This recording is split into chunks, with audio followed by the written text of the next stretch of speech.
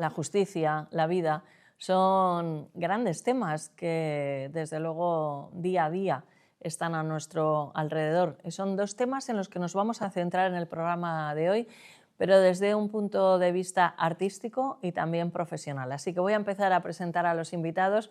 Ella es la primera vez que nos acompaña en este programa, no en esta televisión. Es una artista completa, canta, compone, escribe y además tiene un nombre precioso. Beli Basarte, bienvenida, ¿cómo estás? Muchas gracias, muy contenta de repetir aquí en la cadena y de verte. Por supuesto, hoy vamos a hablar de un libro especial que se une con tu música, con tu sentimiento. O sea, ¿vas ampliando cada vez más el prisma? Puede ser, sí, o he encontrado como otra vía también de expresión, ¿no? Un poco más literal y literaria. Bueno, llevas una mano con un brazo con un montón de tatuajes. ¿Qué significan? No me los he hecho del todo con un significado, ¿No? mis tatuajes. Vale. Bueno, yo también la pierna, pero los veo más como otra vía de expresión, ¿no? Me gusta verme como un lienzo y muchas veces acudo al artista para que haga en mí una obra, ¿no? Y ser como un museo andante. Bueno, hasta en eso eres original, porque si todos dan alguna explicación, digo, caray, cuando lleves muchos tatuajes para acordarte de todos, pero Claro. eso de ser lienzo es la primera vez que lo oigo, así que Sí. bienvenida. Muchas gracias. Bueno, pues fíjate, hablar de justicia, ¿qué será eso, no? Nuestro invitado, Diego García Paz. Paz, justicia, Diego, letrado, jefe civil y penal de la Comunidad de Madrid, académico y filósofo, que nos presenta un nuevo libro. Lo prometió en este espacio, Nuestro Reflejo, y aquí está. ¿Cómo andas? ¿Cómo te va la vida? Pues encantado de estar otra vez por aquí, María José, y para poder presentar a los lectores un libro que sigue con una saga de libros en los que yo tengo un motivo para escribir, que es intentar trasladar a la sociedad la necesidad de que haya siempre una ética detrás de la aplicación de la ley.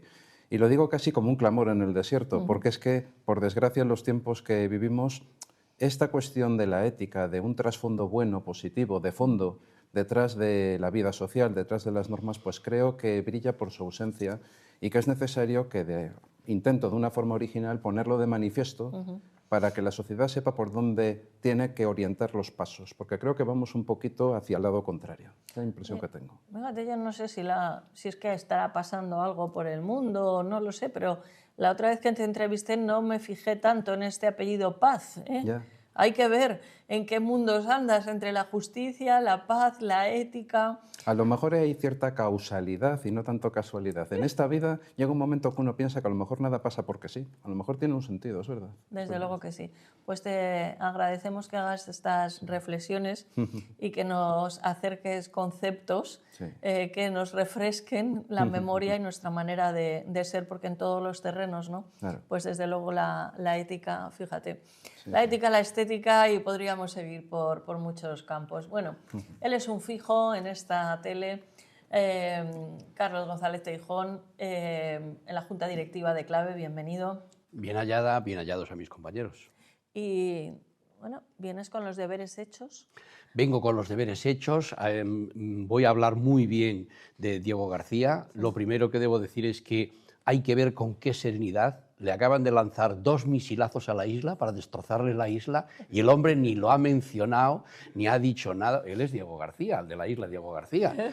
Entonces hay que reconocerle cómo ha sabido con esa ponderación hablar de justicia, de juzgar a los malos, con ética, con moral. Me ha gustado mucho. Este es su libro. ¿Lo has comprado? Lo he comprado. A través de Amazon es facilísimo. Diego García, os aparecen varios títulos, Nuestro Reflejo, y te lo mandan 2 días después, y bastante barato. Me lo he chapado y me ha encantado. Luego hablaremos de él. Bueno, porque además Carlos es abogado, mediador. Bueno, cada día que viene a mí me da mucho juego porque parece que tengo distintos invitados y es que cada vez le presento de una manera diferente, ¿no? Pero sí es cierto que he comentado que vienes con los deberes hechos, no te he puesto ningún deber, sino simplemente invitarte a que vinieras, y la sorpresa ha sido cuando ha aparecido con el libro. Y no solamente con el libro, sino que también lo ha leído. ¿Y debajo que hay un libro tuyo o qué es? Hombre, La Era del Conocimiento, por favor. Carlos González Teijón, el último, La Era del Conocimiento. Lo mismo, Amazon, la era del conocimiento, Carlos González, al día siguiente. Y complementa, este es con mucho el mejor y el que más vale, y luego, si podéis, leéis este y mira, le da como una guinda. Seguro que sí. Beli, ¿y tu libro también lo podemos encontrar en Amazon? Sí, también. Y también en librerías locales, en la Casa del Libro, sí. Bueno, pues fíjate qué bien, ¿no? Recomendar lectura y además que, bueno, está muy bien leer por internet, pero el tacto también es muy importante y más con lo que vamos a saber que ha hecho Beli. La vida es esto, amor.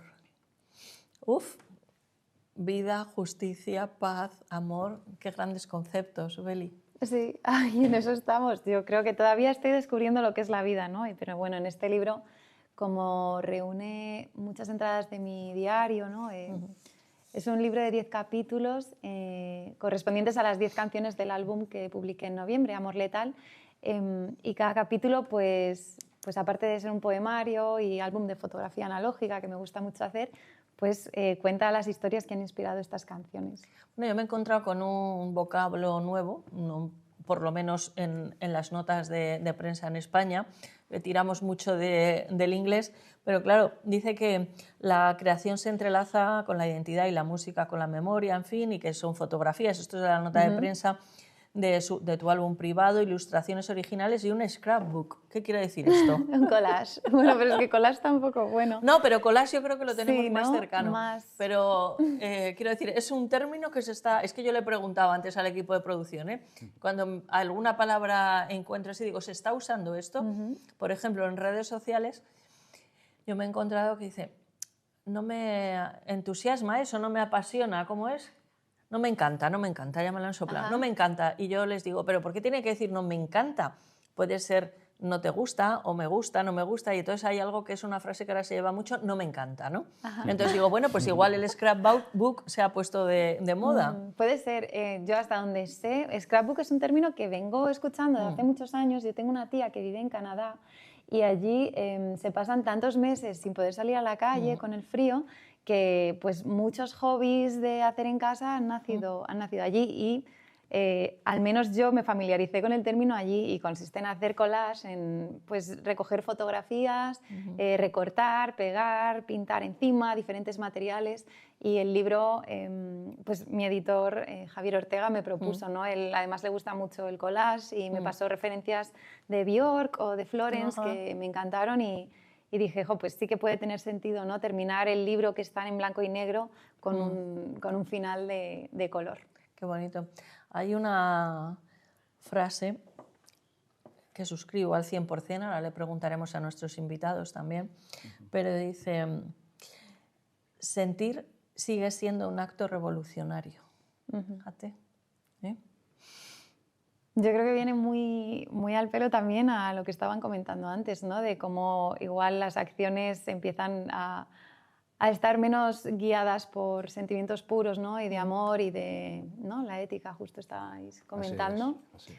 Sí, y yo creo que estamos en un momento en el que, pues eso, las redes sociales y todo tiene que ser perfecto y bonito y dejamos un poco de lado lo humano y lo real, ¿no? Y parece que volcar de hacerlo es casi, pues es un acto de... Por ejemplo, cuando estás en un escenario, ¿no? Y estamos los demás casi siempre pues, más pendientes de estar grabando eso, de estar haciendo fotos. Y no es que no estés viviendo el momento, porque sobre esto hay mucho debate, pero sí lo estás viviendo de otra manera, ¿no? Sí, más desconectada. O sea, es absurdo, pero por estar más conectado, ¿no? A las redes te desconectas mucho de la vida real. Eso es, porque hay una... Igual que con el teatro, ¿no? O sea, no digo que con el cine no pase, porque también si te concentras, pero claro, cuando hay una actuación ahí tan cercana, un cantante, un teatro, si tú no estás pendiente del móvil, sino estás ahí y te llega, hay una conexión que si pones la pantalla por medio no se produce, ¿no? Total. Yo creo además cuando estábamos en esa cuarentena y decían, ay, los conciertos por streaming, van a quitar los conciertos en directo. Y es como, no, creo que hay cosas que por una pantalla jamás se podrán transmitir, ¿no? Y el estar con alguien a tu lado que ni siquiera conoces y de repente está vibrando igual que tú, está cantando las mismas canciones, se emociona y llora con los mismos acordes a pesar de tener historias muy diferentes. Eso es imposible de conseguir si no es entre humanos. Señor García Paz, a la sazón Diego, ¿piensas que sentir sigue siendo un acto revolucionario? Totalmente, incluso pensar. O sea, estamos hablando de sentir, de pensar, de ser un artista en definitiva, porque Beli es artista, yo también me tengo por un artista, desde el punto de vista de la filosofía, y porque somos revolucionarios porque pensamos y porque sentimos. Al final, quizá lo que nos hermana es esa búsqueda de la vuelta al humanismo clásico, de expresar a través del arte, a través del pensamiento, pues lo que es más importante para el ser humano. Es lo que decía al principio, yo creo que ahora nos estamos moviendo en lo superficial, todos, en las apariencias, pero estamos dejando atrás la propia esencia del ser humano, que es una esencia hermosísima. Y claro, el amor es algo que nace del alma. La justicia es una virtud. Aparte de que la justicia humana siempre puede ser falible, pero en el fondo se trata de llegar a algo que es algo casi perfecto. Y entonces hay que poner los instrumentos necesarios para llegar a esa perfección. Desde mi punto de vista, ¿cuáles son los instrumentos? Van mucho más allá de la ley escrita. Porque la ley escrita puede tener los mismos vicios de partida de quien promulga esa ley, que a lo mejor no es tan objetiva como nos quieren hacer pensar. Sin embargo, quien tiene que aplicarla y que tiene que someter esa ley a un caso concreto, si tiene unos principios, unos valores inherentes que parten de la filosofía, parten del conocimiento de los clásicos, de la cultura, del arte, a lo mejor tiene una cierta sensibilidad que le hace estar más al caso concreto y a lo mejor adoptar decisiones más ecuánimes.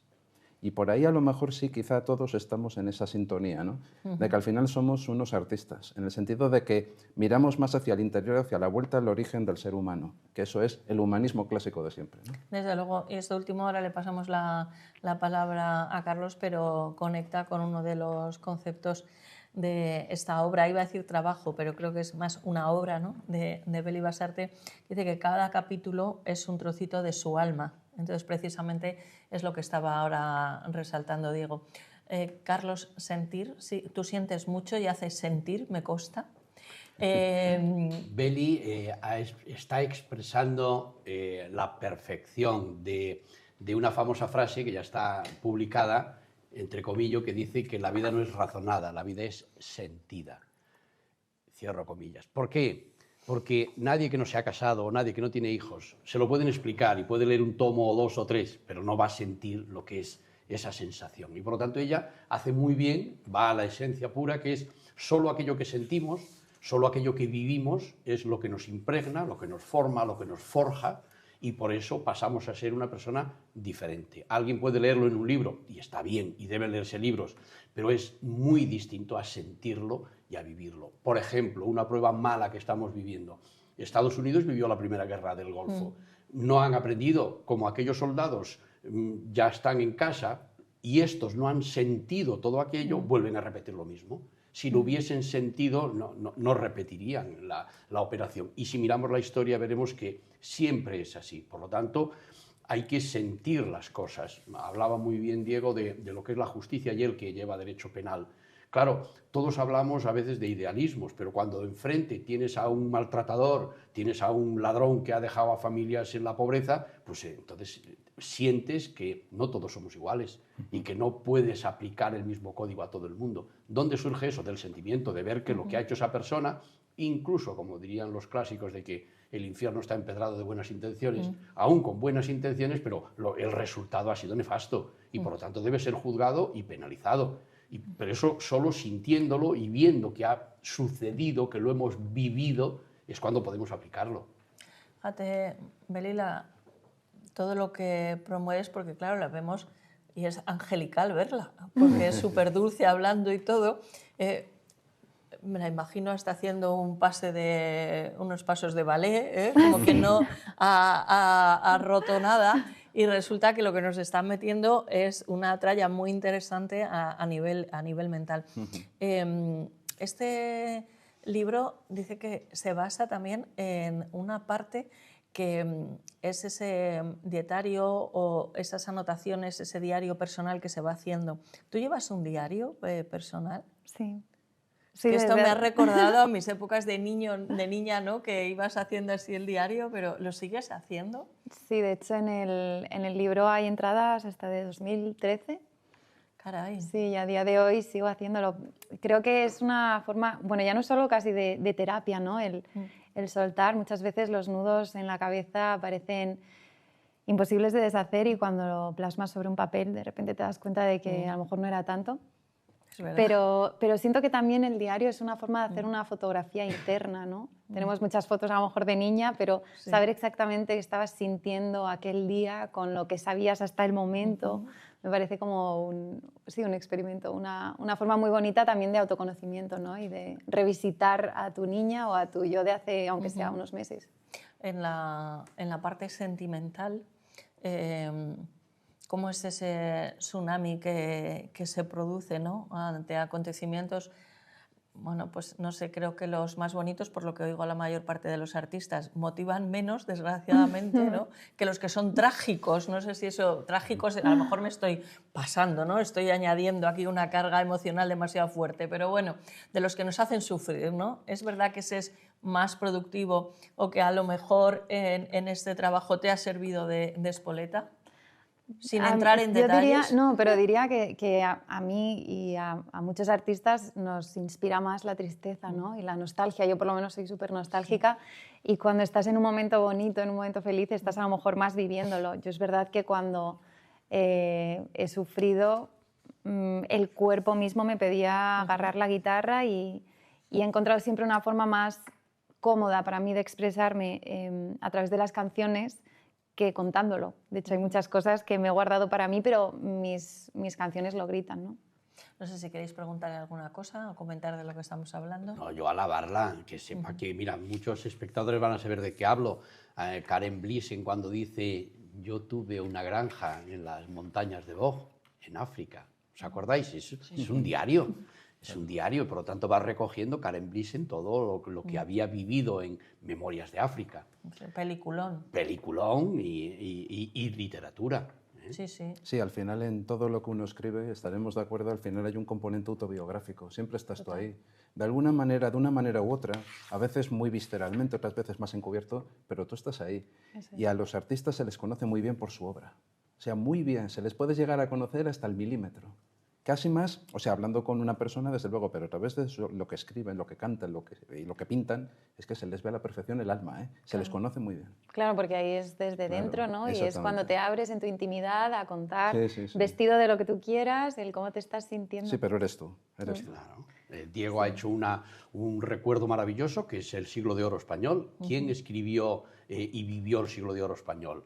Soldados que habían estado por todo el mundo, peleando en miles de batallas, que habían sido soldados, curas, secretarios, sirvientes. No tenemos más que ver el Quijote o La vida de sueño o Lope de Vega, todos, y por lo tanto, después de haber vivido todo eso, de haber sentido todo eso, es por lo que nos legaron esas obras maravillosas que están ahí para la literatura universal. Son reconocidos. El otro día estaba leyendo un autor alemán y hablaba de Calderón de la Barca, y alabándolo en muchos aspectos, y de Baltasar Gracián. Son gente que vivió muchísimo y por lo tanto es el reflejo que dice Diego de haber vivido. Pues vamos con un último párrafo antes de meternos en el mundo de la justicia, que no meternos con la justicia, sino sumergirnos en ese apasionante e indescriptible mundo, por lo menos para la mayor parte de nosotros. Dice, definiendo el libro La vida es esto, amor, una lectura para todo aquel que alguna vez haya amado con todo su cuerpo, que haya escrito para no romperse por dentro o que haya buscado en el arte una forma de respirar. O sea, ya no es de vivir, de respirar, que por supuesto se necesita respirar para vivir, pero parece que fuerte, ¿no? Esos sentimientos los alojas dentro de ti. Sí, creo que también es un libro para quienes han aprendido a quererse un poco tarde. Sí, que yo creo que también es lo que estamos diciendo, que hasta que no pasas por ahí no sabes de lo que estamos hablando, ¿no? Y el amor propio es algo que se dice mucho, que es importante, pero es muy difícil llegar a conseguirlo, ¿no? Pero sí, es para esas personas que sentimos un poco más. Una sensibilidad especial. Sí, yo creo que como voy visitando a lo largo de, pues eso, más de 10 años, mis sombras y mis luces. Creo que es un libro que acompaña sobre todo a alguien que esté en un momento parecido, ¿no? Que, por ejemplo, yo pasé una depresión y leer testimonios de otras personas que habían vivido algo parecido no me hicieron salir de ahí, pero sí que me hacían sentir mucho menos sola, ¿no? De repente no era la única que había pasado por, no era tan rara, no era solo mi problema. Entonces creo que es un libro pues, que acompaña y que inspira también, ¿no? Que te atraviesa y que te demuestra que... Mi padre, por ejemplo, cuando leyó el libro me dijo, yo me lo puedo leer porque sé que tiene un final feliz. ¡Ay, qué bueno, qué bonito! Bueno, me parece que ese es el titular de la entrevista a Beli, me parece que ese es el titular. Pues gracias por ese lienzo que dejas también a tus los que te hacen todos estos tatuajes y por hacer con nosotros también, prestarnos ese lienzo tuyo que es tu vida y tu personalidad. Y bueno, y a partir de ahora vamos a hablar con Diego. Yo creo que la entrevista la tiene que hacer Carlos, pero sabes que estás invitada a hacer todas las preguntas que quieras. Lo primero, Diego, sitúa a los espectadores y a todos los que aquí estamos, porque no es un libro que aparece así por nada, pero enmárcalo en ese proceso tuyo y luego ya prepárate que viene Carlos. Bueno, me preparo, Carlos.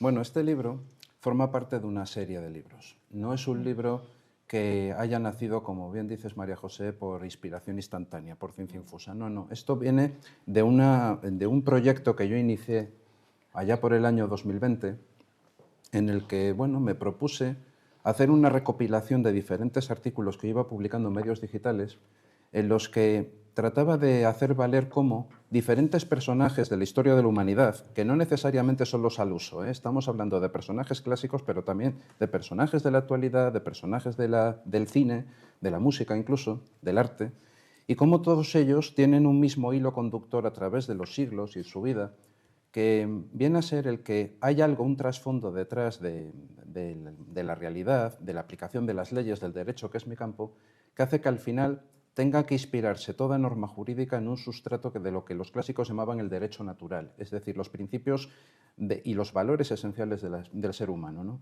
El respeto a la libertad, a la vida, los derechos fundamentales. Todo esto, al final, aun sobre el papel, es lo que quizá menos importe. Lo que importa es que, aun cuando no estén sobre el papel, siempre permanecerán latentes en otro ámbito, que es un ámbito superior al físico, ¿no?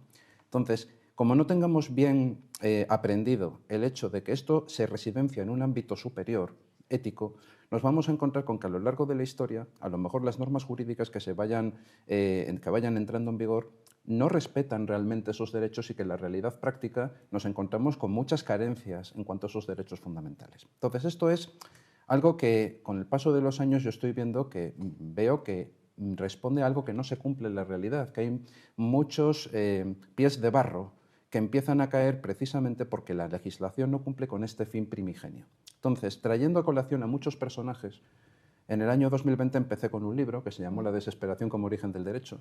Todo tiene... Empezaba bien el primero. Empezaba bien, pero tiene un porqué, porque viene de Ortega y Gasset esto. Sí. Y él decía que por qué el hombre se tiene que dar unas normas jurídicas.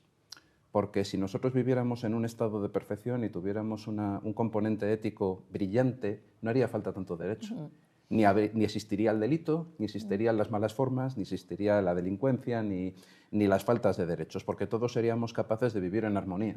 Entonces sería la isla de utopía que decía Tomás Moro. Pero claro, Ortega decía que en cierta medida la desesperación por no ser capaces de tener ese estado de perfección nos hace darnos unas normas que al fin y al cabo nos atan a nosotros mismos.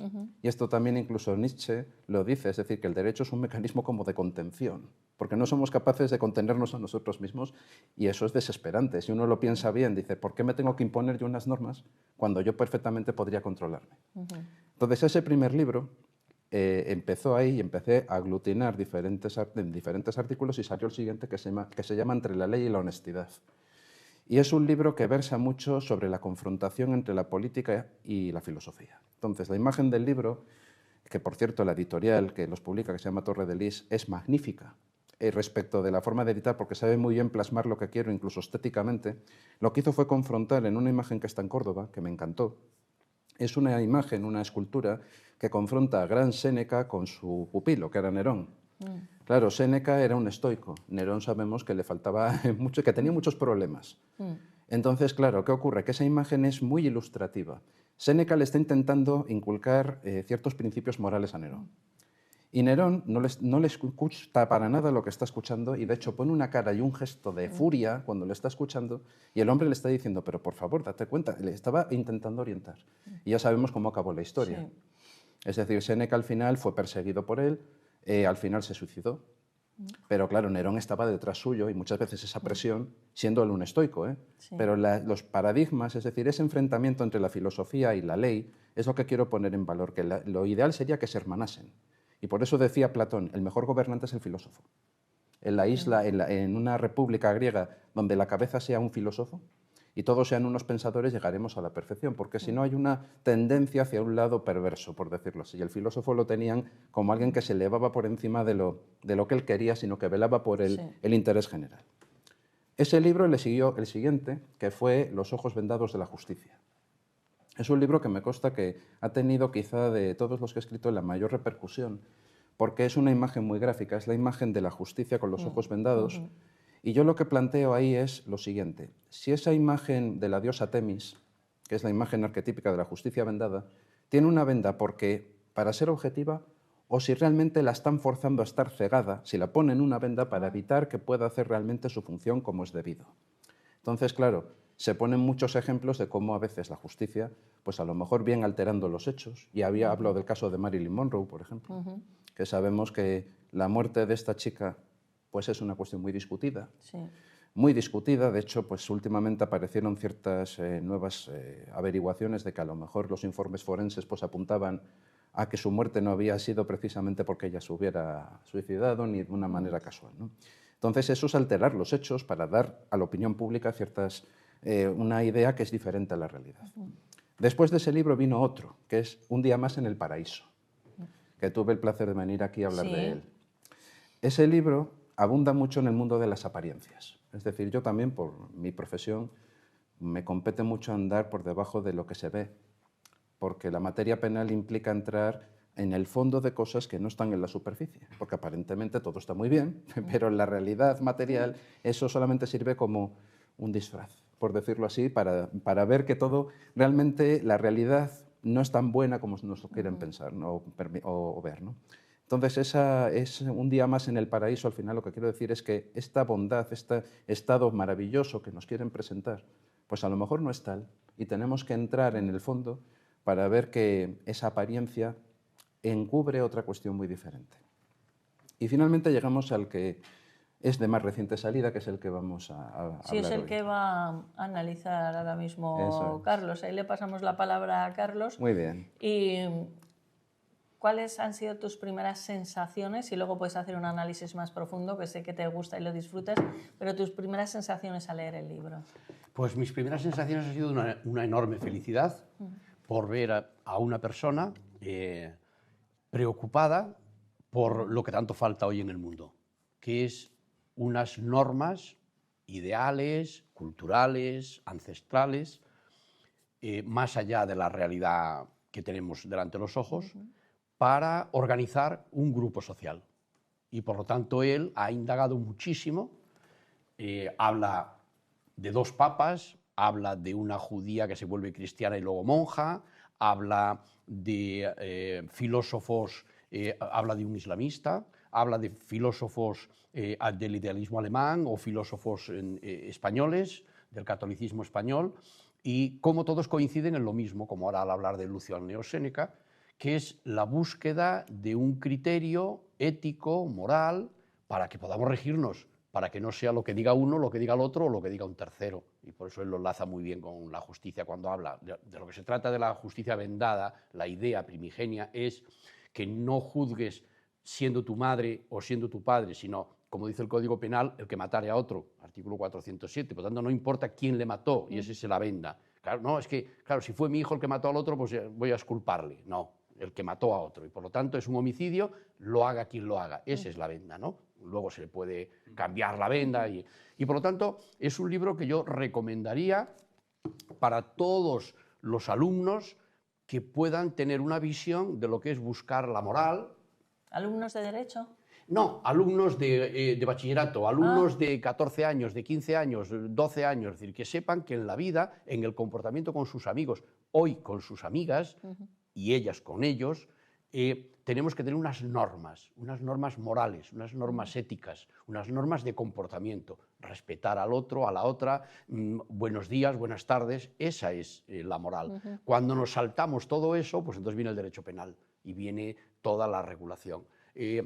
Por lo tanto, me encantó el libro porque es un compendio muy general de autores de muy distintas épocas.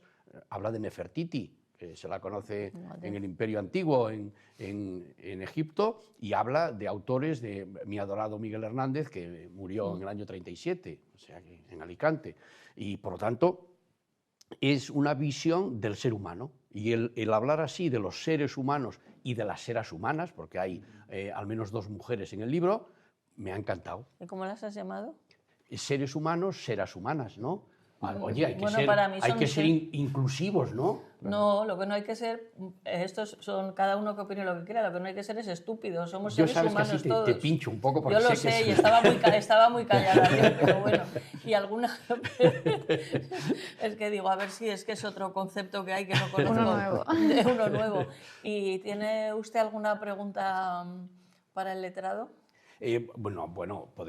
Me gustaría con él hablar horas, porque tiene un compendio cultural que se... Como no las tenemos, una pregunta, ¿cuál sería? ¿Qué te apetece Bueno, una pregunta un poco del Bierzo, con buenas guindillas de Ponferrada, Sí. que es, hablas mucho, por ejemplo, de los krausistas. Sí. ¿Tú crees que, además de toda la visión ideal que se nos ha dado de estas cosas y toda la visión metafísica, puede haber o puede explicarse de forma racional, técnica y científica todas estas cosas? Es decir, la cuestión del krausismo, el krausismo fue una orientación filosófica que tiene sus detractores. No es algo que ha tenido muy buena perspectiva desde un punto de vista de la educación con la institución libre de enseñanza, pero también me consta que hay gente que le ve cierto lado oscuro que yo no comparto. Creo que fue una evolución en aquel momento y de hecho fue objeto de represión porque se entendía que era demasiado libre. La verdad es que la educación que se daba era una educación por parte de la institución libre de enseñanza de plena igualdad, hombre-mujer, estaban en posición de igualdad e inspirada en valores. O sea, era muy avanzada para aquel momento, ¿no?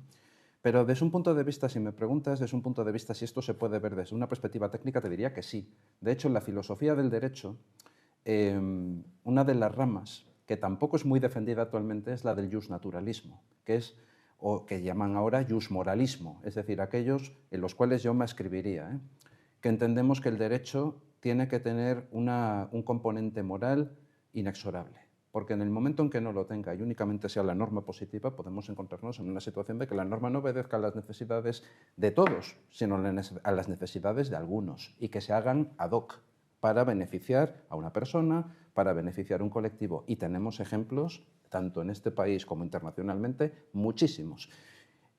Muchas de las cosas que digo en este libro es lo que hablábamos antes. Quienes escribimos somos nosotros, hablando a través de los autores. Al final, aunque yo hable de Nefertiti, aunque hable de la Institución Libre de Enseñanza, del Papa León XIII, que me pareció un grandísimo ilustrado, del Papa Francisco incluso, y sin perjuicio de su forma de ser, pero también tenía cosas muy positivas. Creo que ahí en el fondo de todo, todos ellos están hablando a través, yo hablo a través de ellos, por decirlo de alguna manera. Entonces, lo que quiero decir es que si no atendemos a cierto principio, un componente ético de base, mal camino vamos a llevar. Y precisamente en este libro hay 2 autores a los que sí me quiero hacer una referencia especial, porque uno viene muy a colección de lo que ha pasado últimamente y otro es el que le pone el título al libro, porque claro, todos los títulos de los libros, y este no es la excepción, tienen un sentido para el lector. El primero es Jürgen Habermas, que falleció recientemente, un gran filósofo. Esta semana. Yo el artículo lo escribí hace ya bastante, pero curiosamente se ha dado esta circunstancia, ¿no? Habermas es una persona que supo ver muy bien lo que estaba pasando actualmente, porque centró toda su filosofía, tenía varios campos, ¿no? Pero sobre todo en la opinión pública, en el control de la opinión pública y de los medios de comunicación. Ahí aparecemos nosotros, ya estábamos tardando. No, pero él lo que hizo fue objetivar la situación, es decir, la opinión pública es realmente quien tiene el poder. es quien tiene el poder. Entonces, la acción, que en Aristóteles se decía, desde Aristóteles, que era fundamental, todo lo que existe en la realidad viene de una acción, porque nosotros actuamos y creamos la realidad con nuestras acciones. En el ámbito moderno, en la actualidad, viene a ser la acción comunicativa, es decir, creamos la realidad a través de lo que todos hablamos y comunicamos. Entonces, hay dos tipos de acción comunicativa. La acción comunicativa real y otra que hablaba Habermas, que era la acción comunicativa estratégica, que no tiene por qué ser la real. Se dice lo que se quiere decir y cómo se quiere decir. También encubierta, una acción comunicativa encubierta. Entonces, según cuál sea esa acción que se traslada a través de los medios de comunicación, se crea en la opinión pública un parecer que al final es el que termina cristalizando en el ejercicio de un poder. Entonces, él decía que la clave de la deriva del mundo actual está ahí, en los medios de comunicación, en la comunicación propiamente dicha, y tiene toda la razón, porque quien tiene el poder de comunicación tiene el poder de todo. Esa es la realidad. Y luego hay otro autor que es el cierre del libro. Perdón, como es sobre los medios de comunicación, que lo que acabas de comentar es muy interesante. Lo que pasa es que a mí no deja de sorprenderme cuando se habla de los medios de comunicación a día de hoy, cuando se habla de una palabra tan manida como bulos, mentiras, yo me faltaría añadir sexo y rock and roll, ¿no? Ya para completar todo. ¿De qué nos estamos sorprendiendo? Es como, por ejemplo, ahí, y no quiero entrar en temas bélicos, pero es un ejemplo de comunicación. Sí. Estados Unidos, a través de Trump, dicen que están dialogando para que la guerra se acabe y tal. Irán dice que no hay diálogo, ¿no? Y luego por la tarde parece que sí que hay un poco de diálogo, pero a través de terceros. Y hay muchas personas sorprendiéndose y digo, pero si es que hay que ver que es verdad que aunque digan los de Irán que Estados Unidos parece que está en una película de Hollywood, pero lo hemos visto en muchas películas y son reales. La información, la contrainformación, o sea, es que ha existido toda la vida. Exactamente. En la radio, en la tele, según iban apareciendo nuevos medios. Ahora lo que pasa, bajo mi punto de vista, que parece más fácil o más barato a través de todas las redes sociales, que hay pues personas que no van firmadas y que no se sabe quiénes son, pero tampoco hasta cuando se firmaban no sabes quién está pagando en algunos casos esa opinión o quién está manteniendo ese medio de comunicación o qué intereses hay detrás. Fijaros en cada cosa que se dice, si sube o baja la bolsa. Yo no sé si vosotros tenéis acciones, yo desde luego no, pero que hay gente que se está forrando con eso ahora mismo, seguro, como nos ha pasado con la pandemia, ¿no? Entonces, lo de los medios de comunicación estoy de acuerdo, por eso es la lucha, siempre eso nos ha llamado el cuarto poder. Nosotros aquí nos gusta dedicarnos al arte, a la cultura y todo eso, que me enriquece mucho más humanamente, no económicamente, pero sí humanamente, y hablábamos de alma también en un momento. Sí. Entonces, esto de los medios de comunicación es que está claro, lo que pasa es que yo creo que ahora, a través de las redes sociales, sale más barato hacer un impacto. Totalmente, pero vamos, este pensador lo que yo pienso es que dio la diana. Dio la diana de la problemática del mundo actual, porque lógicamente al afectar a la opinión pública afecta a la economía, afecta a la política. Todo. Y nos puede llevar una debacle total, porque además, ¿hasta qué punto una cosa es verdad y una cosa es mentira? Por lo tanto, Habermas también decía que hay que volver a Kant y al criticismo, a la crítica de la razón pura, es decir, cuestionarse las cosas, no dar todo por sentado. Y este pensador, por eso digo que fue, aunque coincidió ahora con su fallecimiento, está en el libro, junto con George Rawls, que es otro jurista filósofo. Este hombre lo que decía es que teníamos que ponernos en lo que se llama el velo de la ignorancia para llegar a la justicia. Es decir, nosotros, en una situación que no supiéramos en la sociedad qué rol pudiéramos tener, si íbamos a ser ricos, si íbamos a ser pobres, si íbamos a nacer en una familia composible, si íbamos a tener dinero o no, ¿cómo quisiéramos que fuera el derecho? Porque partiendo de esa base, a lo mejor sí llegábamos todos a un punto común de que el derecho nos protegiera realmente. Pero claro, para mí no deja de ser un poco una ensoñación, porque es muy difícil borrarnos, hacer tabula rasa de nuestros prejuicios. Y esta es otra cuestión que también apunto aquí, el tema del prejuicio, de intentar partir de una situación de neutralidad absoluta. Entonces, todo eso se valora aquí, ¿no? Yo sí me lo sé de memoria. Página 120. Esto es impresionante. Página 120, me encantó. Así da gusto, tener lectores así, es que es lo que quiere un escritor, desde luego. Mira. Página 120. Sí. Oye, La ahora me desmayo, ¿eh? La sabiduría consiste en reconocer la realidad tal como es, sin juicios ni prejuicios. La verdad es la luz que ilumina nuestro camino y nos guía hacia la verdadera libertad. Exactamente. Página 120. Esos son citas. Después de cada artículo yo inserto algunas citas, porque sirven al lector para quedarse pensando. Desde luego. Para quedarse pensando. Y lo que quería ya para finalizar era referirme al título. Nuestro reflejo es que en este libro trato de manifestar cómo todos los autores, en cierta medida, reflejan lo que somos nosotros, para bien y para mal, porque aquí hay personajes muy malos. Por ejemplo, el dictador Sila, romano, que era un ser que él mismo lo decía, yo soy muy malo, pero vendrán peores que yo. Él lo decía, y este es el que fue autor de las proscripciones, es decir, de las actuales listas negras. Aquellos enemigos que él tenía porque venían de la guerra civil, por documento oficial, ordenó su ejecución. Y eso son las listas negras. Pero bueno, al final pongo el artículo último, que se llama Nuestro reflejo, se refiere a Velázquez, y por eso la editorial, con muy buen criterio, ilustró el libro con una foto mía de Velázquez. Esta foto es mía. Porque al final quiero poner un punto de esperanza en todo esto.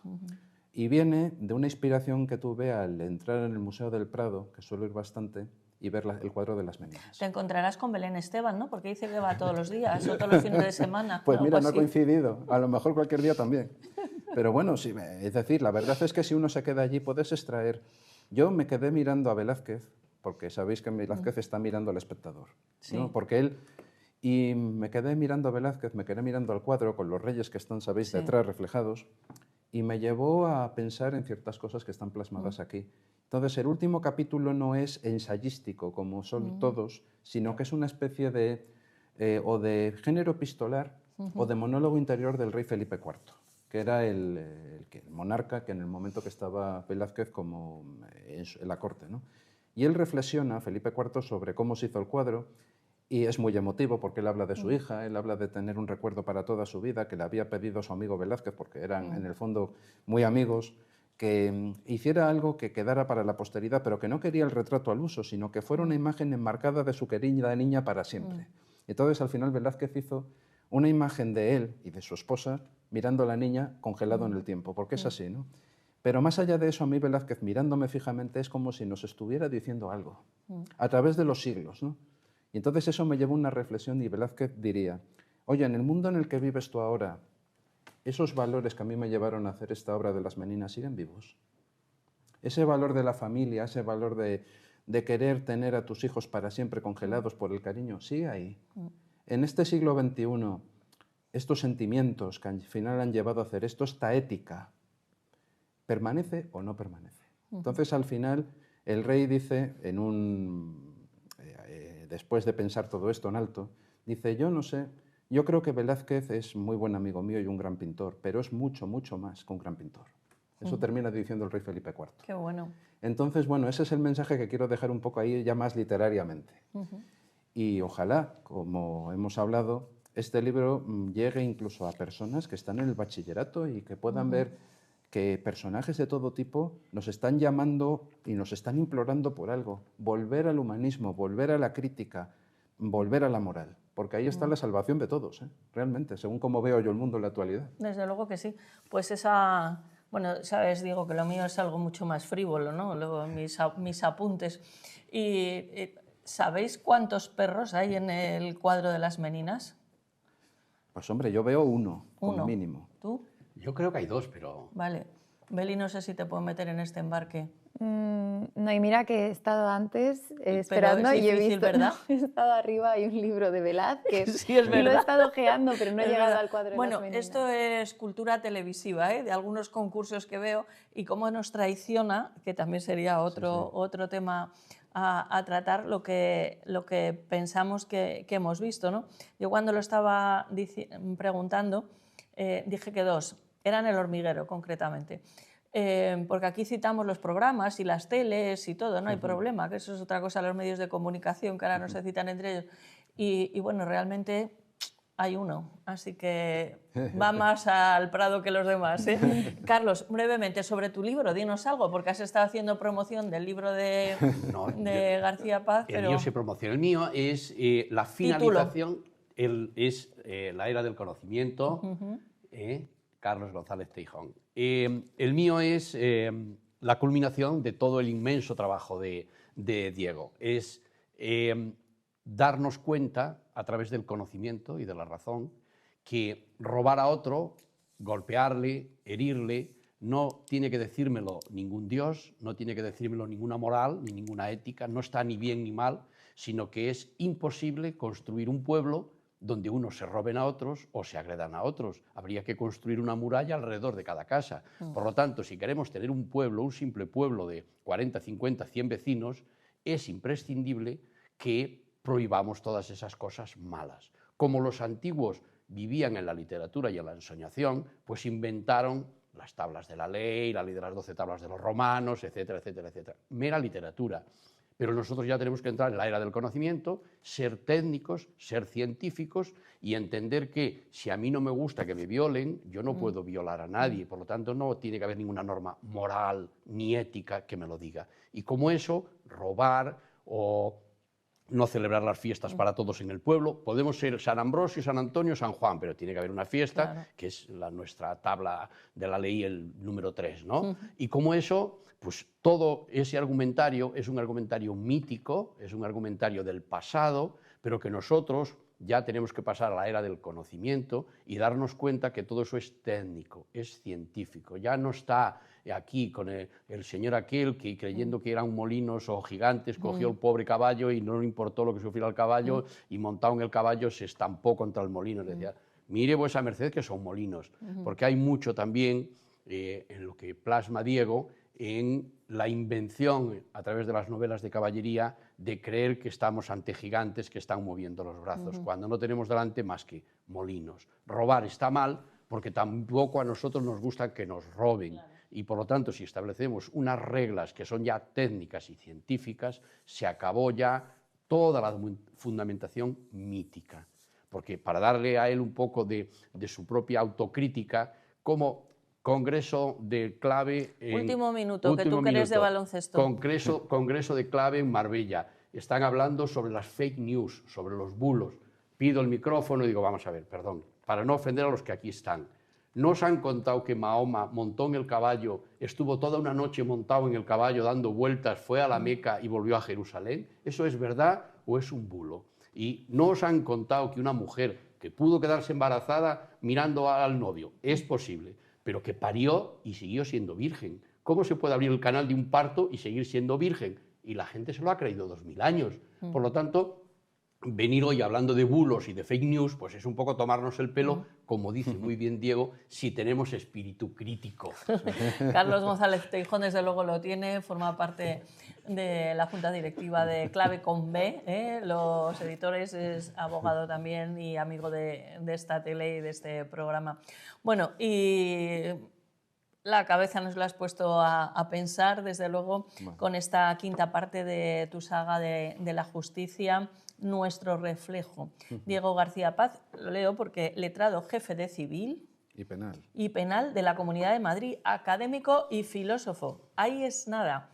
Y nuestra querida Beli, la verdad que no sé si te queda por decir algo del libro que no te haya preguntado, que quieras compartir con nosotros.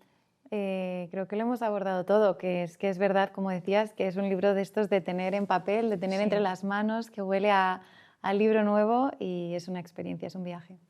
Fíjate la importancia de las comas, que se puede hacer muchos chistes sobre ello, pero tu libro dice, la vida es esto, coma, amor. Y cuando dices amor has entornado los ojos. Bueno, Beli, muchísimas gracias por compartir este tiempo con nosotros, tu sensibilidad especial, y de verdad que es un placer tenerte además tan cerquita. Estábamos hablando, ¿no?, de la pandemia, de esa lejanía.